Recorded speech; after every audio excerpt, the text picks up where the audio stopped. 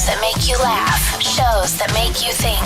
Music that moves you. It could only be one place. Universal Broadcasting Network. Tune in at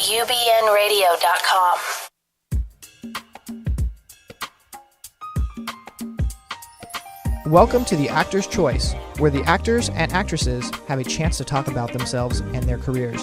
Join us now for the next hour as we explore the marvelous industry of acting by actors and actresses from today's exciting show business world.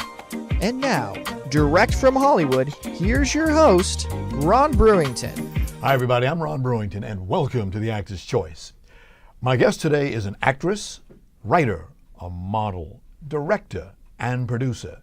She hails from Ontario, Canada, where from an early age she was cast in leading roles in her elementary and high school musical productions. She's got a great career going. Ladies and gentlemen, here to tell you more about herself. Please welcome Virginia Kingston. Virginia, thank you very much for coming out today. We really, really appreciate it. Thank you for having me, Ron. My pleasure. So you got an early start in this business, huh? What was that like? Well, I was very fortunate because I went to an elementary school that had two university students who, as part of their music program, they would come into our elementary school and do musicals with us. And that's where I got my start in theater and musicals. And looking back on it, I'm so grateful that that was a program that existed, because it just was something that I did and I thought it was quite normal until later on I realized, wow, that was a great privilege. Yes. Because getting that acting bug is special. Yeah.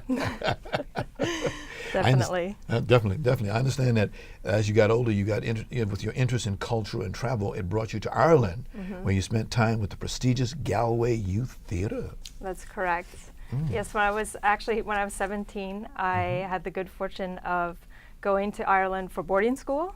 And that was an incredible experience because I met people from all over the world. And at the same time, I fell in love with Ireland. So when I was 20, I went back, and that's when I found the youth theater. And that's when I decided that I was going to dedicate my life to acting and storytelling. So eventually you went back to Canada again to Correct. accepted into the Players Academy Acting Conservatory for more training. Yes. What was that like? That was a great experience because the school was it was a small school and it was very condensed. So we had a lot of teachers from a variety of different mediums, and they would come in and they would share their experiences, and then we got to practice all day long, which was really great because I didn't want to do a program that was intellectual, because I felt like for what I needed to learn, I didn't want to get super heady about it. So it was a perfect program for me. And as you're going through the training, you take a lesson in the morning, and then you go back and you practice again. Yeah. It was a lot of here's the exercise, now do it type thing. Okay. So there wasn't there wasn't much sitting around. That's good. You're getting your money out of it. Exactly. Yeah. That's good. Because a lot of times you see these schools, you pay all this money, and they have you sitting there just looking at the wall. So I didn't learn nothing. Exactly. You have to insist. I paid my money, and let me have my education. Exactly. Indeed. Yeah. Well, then you came here to Los Angeles eventually to USC Extension. What did you do there at that course? Well, it was actually UCLA Extension, but it was, so there I did a certificate in acting, directing, and producing. Okay. Because at this point I had become completely bit by the whole industry. Everything. I just decided that I needed to learn everything about filmmaking. So I refused to specialize because I want to work in the industry for a very long time and have a variety of skills. So when I'm not doing one area, I'm able to do another area. If I'm not acting, I'm writing. If I'm not writing, I'm producing, and so on and so forth. So that certificate program gave me the opportunity to study again with people who spend their days working in the fields, and then at night they come into the classroom and they tell us basically their war stories, more or less about, their experience. And that to me was so incredible because I wanted to learn from teachers who were actually living that reality, not someone who had studied it and then gone on to teach it. So again, that was a really, really great experience. As you know, the SAG Awards were last night, and it's just a marvelous thing to see actors, as you say. Of course, getting the actor. Right. And it's just to see all those people, famous people, not so famous people, just people who are actors in that room, being able to talk about how much they give to this business and how much they get out of this business too. Yes. They love this business. Yes. You got to love this business. Yes, you have to love it. Right. And you got to have support from your family and friends too. Definitely. How about you? How much support you getting? I'm very, very lucky in that from the beginning, my family was very supportive, and they encouraged me and helped me. And if I didn't have that, I probably wouldn't be doing this. I understand. Now that necklace that you're wearing right there, I understand that belongs to one of your relatives? Yes, well, this is a necklace that it's actually my grandmother. It's not the exact necklace, but she would wear one very similar to this all the time, and I was very close to her. And when I saw this necklace, I had to buy it. She was a very bright, colorful, theatrical woman, and she just inspired me to no end. I was very, very close to her. Super, super. You later did some more stage work. Yes. Where you performed Doubt a Parable. Yes. Tell us about that, please. That was a really incredible experience. So I ended up producing that play. It was the first, or I was a co-producer rather. It was the first run of that play in the east coast of Canada, so it was a really big deal. And we performed it in Newfoundland, which is the furthest east coast you can go in Canada. And there's a very specific cultural life there, and it was really great because that play was very timely with what was happening in that community. And I got to play a nun, which is fantastic because I went to boarding school that was run by nuns. So I had that experience that I could draw on. And it was just a really satisfying endeavor creatively and also financially. I mean, we filled the house and it was very, very positive. Indeed. How is entertainment, arts and whatever in Canada? What's it like in that country? Well, I think it's really thriving. There's a lot of support by various groups. The government supports artists, which is just phenomenal. When now that I live here, I realize, wow, that's so incredible. There's a lot of incentive for artists to produce their own work and to put their voice out in the world, which is great. Gotcha. Because every year they do the Toronto Film Festival. I had the pleasure of going there several times and really enjoyed it. Just a great outlay of talent. Definitely. Definitely. Yeah. Definitely. And it's very diverse. It's a very diverse culture, and I feel like differences are encouraged, and different platforms are definitely available to a lot of different people. So I think it's an exciting time. Yes. In both countries. Yes. Yeah. Yes. And we swap back and forth all the time. Yeah. Go across that border back and forth. Back and forth. Yes. Would you say that it keeps actors and actresses sharp doing stage work? Because a lot of them they don't touch that. I don't need that. I do film, I do television. I don't need that. Yeah, I think it's important to find whatever works for that person. I know for me, I recently did a lot of improv because I felt that I was getting a little, I guess a little too intellectual about what I was doing. So I decided that I need to have more fun with this whole business, and improv was a perfect solution.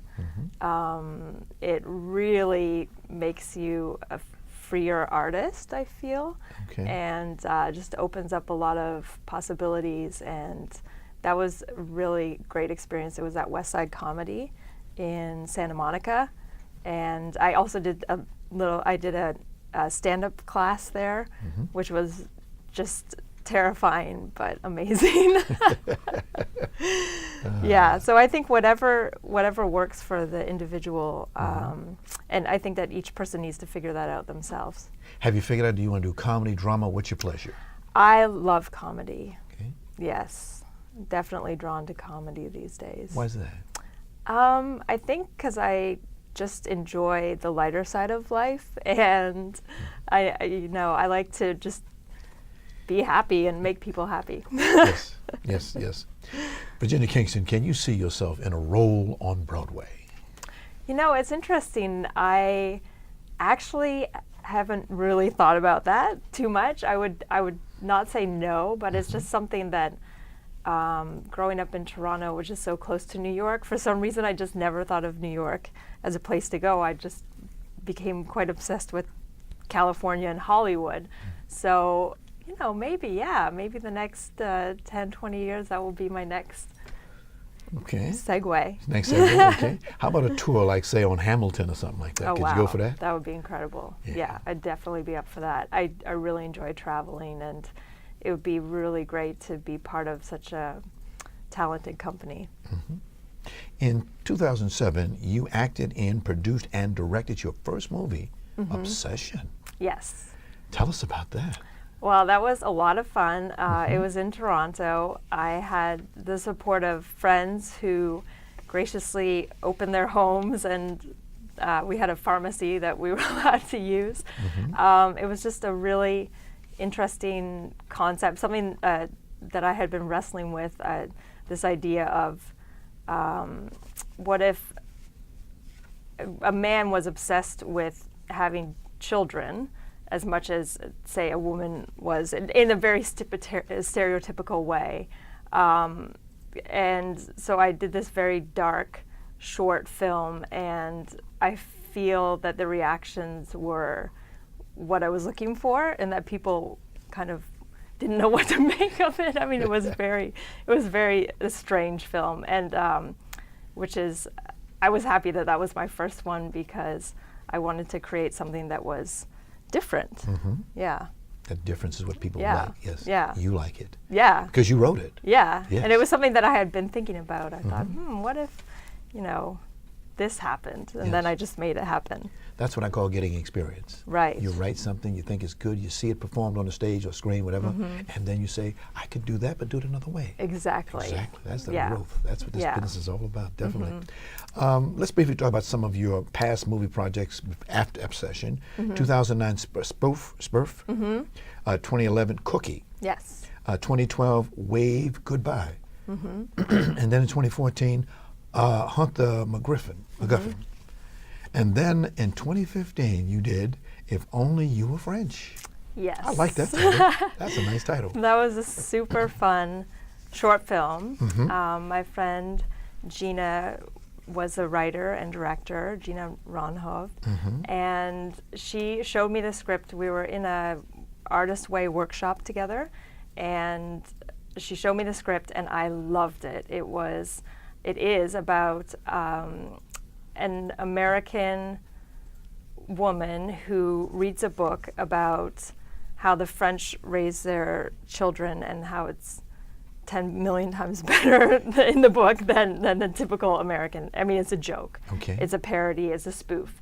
So she's reading this book and having these sort of fantasies of, if she was French, then everything would be so much better. Her child rearing and everything would be so effortless and beautiful, and it was just a really fun film. I was a co-producer on that, and we shot it for literally no money.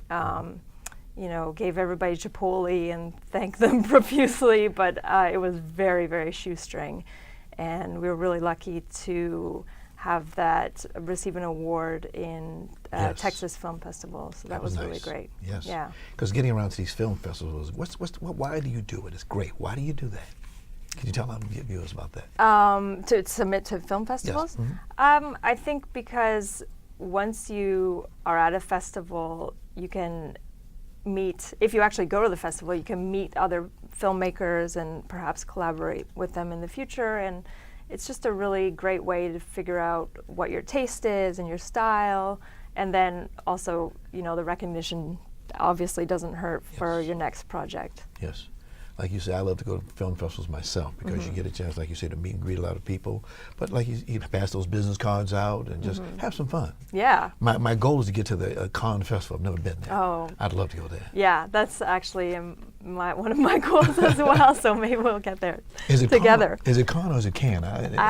I'm not quite sure. At least we know what it's all about. Yeah. Indeed. But getting to know other actors is very good for you. Yes. Especially here and getting work here, because you could work a year and be off for 2, 3, 4 years. You know, how do you keep that continuity so you can get work? What do you do to keep it coming? Well, I've been very fortunate since I've lived here in that I do a lot of commercial work. Okay. So that's been really, really great. I have a fantastic agent. I'm with NTA, and they send me out all the time. I mean, it's constant. I'm constantly driving around town. And it's really great because I hit this niche that I had no idea. I didn't suspect it at all. I play a young mom, and I have done for 6 years now, which is great. And it's this huge market that I had no idea existed, and it's been a lot of fun for me. I love commercials because the shoots, you know, it's 1 day long or 2 tops, and the people, it's just really fun because nobody's tired of that job because it's just 1 day long, and we're all grateful to be there. So we're all putting our best foot forward, and you know, everybody's very focused and working really hard, and it's exciting. I like it a lot. What commercial? What do you have in the air right now?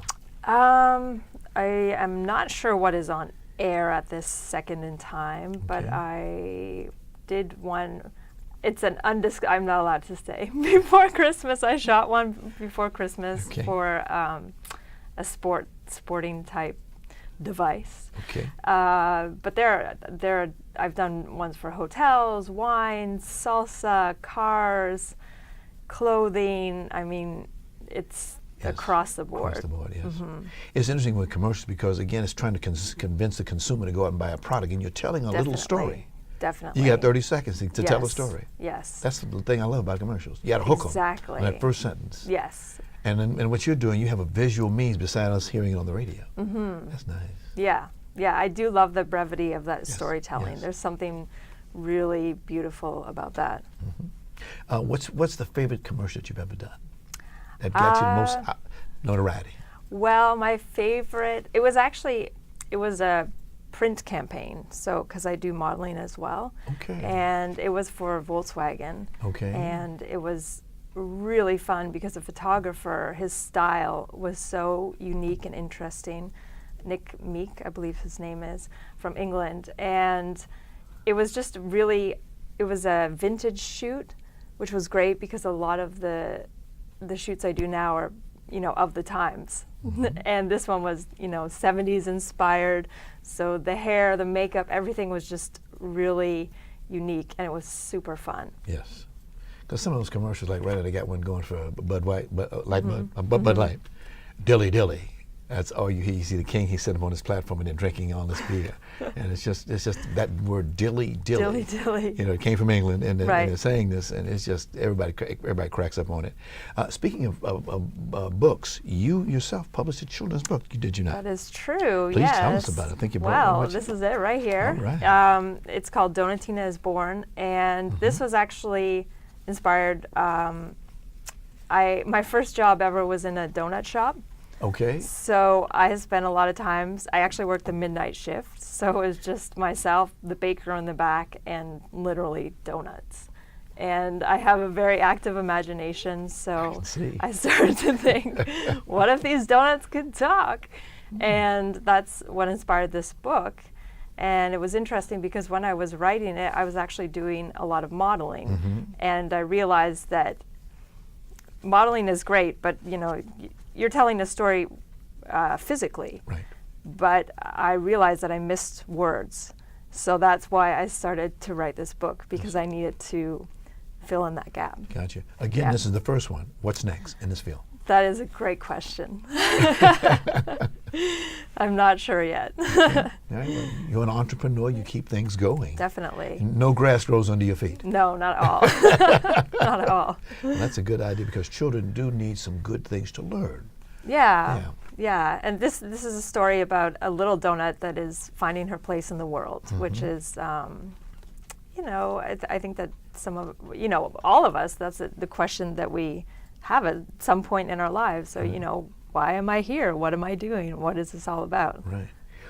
Being an actor, being a model, being seen all the time, when people meet you, what do they say to you? It's interesting because people think that they've met me before, even though they've never met me. So I made a term for it. I call it familiar face. And I say, well, that's because I have familiar face. And it's just funny. People all the time, they come up to me and they say, you look like my sister or my best friend's mom. And they always think they know me. So I think that's a good thing. Back to the modeling. Is that walking the area down there, putting on new clothes? Explain what you do as a model. So I've never done runway. Okay. I started young. When I was 18, I got into the industry and I did not like it at all.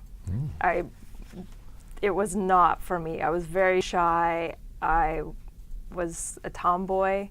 So I wasn't into it. And it's interesting, it took until I turned 30 that I finally said, yes, I want to do this. And then when I started doing that type of work, I thought, oh, this is great. Because it's fun and every day is different and you meet different people and it can be very creative. And then I really decided this is great. So I've done catalog work, lookbooks, I've done different photo shoots and some videos and commercials that are more modeling than acting. Yeah. Who were some of your mentors in that field? In terms of modeling? Yes. Well, I have a great friend, Jennifer Steele, who she's my age, but she'd been modeling way longer than I had. And when we met, we hit it off right away. And I actually asked her, can you give me tutorials in modeling? Which she kindly agreed. And we would get together and she would basically, show me how to do poses and whatnot. And I would just mimic her. And it worked really well. And I learned way faster.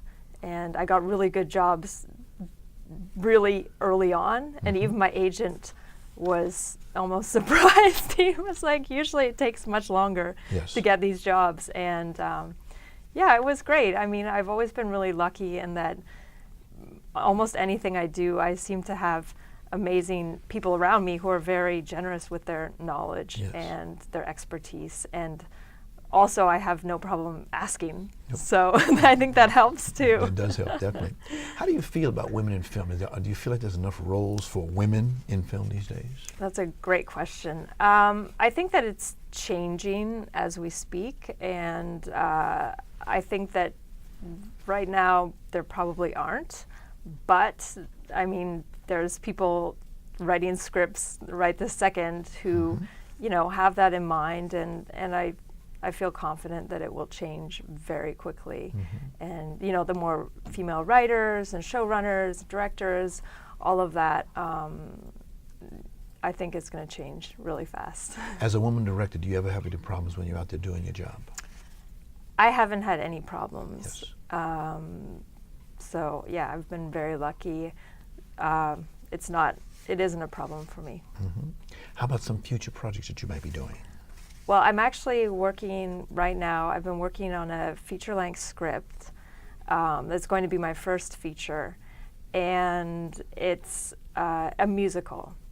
So it's been interesting. La, la, la. Yes, and I actually just met with an incredible musician from Australia who will be co-writing the music for this project with me. So it's going to be really interesting. Like you said earlier, you have an open mind. You like to get ideas, good ideas. Definitely. Definitely. That's my favorite four-letter word. I love that word, idea. Everything starts with an idea. Yes, everything. Everything, yes. Yeah. But get any other ideas of projects that you have in mind beside this one? Well, I also have started development on 2 TV pilots that I would like to do in Canada. Why Canada and not here? Just because the theme, I think, is more. They're 2 stories that are very local. I see. And hopefully it'll come down here and people understand it. But I think it needs to start there, and then we'll see where it grows. Do you have dual citizenships? I'm actually just about to become a citizen, which I'm very excited about, of America. I go for my test on the 20th of February. Ah, okay. Yeah. On the 21st, you'll be looking good. Yeah. I'm really excited about it. Any other thoughts that you might want to discuss with us today? Well, I think just for young actors, when I meet young actors here, I see myself in them. And one of the things that I really am realizing more and more as I continue in this business is that you need to stay true to yourself. That's the number 1 rule. And if you start to, compromise and give away your value system, whatever that is, then I think it's just a slippery slope. And at the end of the day, you're the one running the business and in the show, and it's your life. Indeed. So indeed. Any other advice you'd like to give to an actor, young actors coming in? Because they're coming in by droves. Every time I look up, every time a college graduates, there's more actors out there, more actresses. They're out there. Well, the other thing is, I think if you're not having fun, like for a long period of time. Yes. For a long period of time, if you're really not having fun and not enjoying what you're doing, then I think it's time to just switch or get out or bring something else in. You need to be aware of that, because I've met people who, they're not enjoying the process anymore. And to me, that's the saddest thing. Right. Because, what's the point? I mean, I think it's a privilege and an amazing opportunity to be able to be creative, and so I take it I take it as a responsibility, and I also have to monitor myself. If I'm getting too serious about it, then I think, okay, time to get some new life into this. Because really, when you stop and think about it, you come in the door, you're brand new. Yeah. Nobody knows you. You made it through this. Your family has supported you. You're doing what you're doing.